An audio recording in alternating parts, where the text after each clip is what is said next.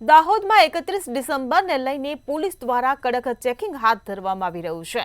દાહોદથી આ સમાચાર મળી રહ્યા છે। 31 ડિસેમ્બરને લઈ પોલીસ દ્વારા કડક ચેકિંગ હાથ ધરાયું। જિલ્લા પોલીસ દ્વારા લીંબડીમાં કોમ્બિંગ હાથ ધરવામાં આવ્યું છે। તો એસપી ડોક્ટર રાજદીપસિંહ ઝાલાની આગેવાનીમાં કોમ્બિંગ હાથ ધરાયું।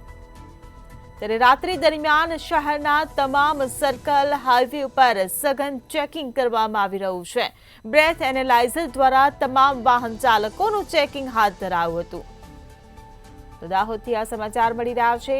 એસપી, ડીવાયએસપી, પીઆઈ, પીએસઆઈ સહિતના અધિકારીઓનો કાફલો કોમ્બિંગમાં હાજર। જિલ્લા પોલીસ દ્વારા લીંબડીમાં કોમ્બિંગ હાથ ધરાયું।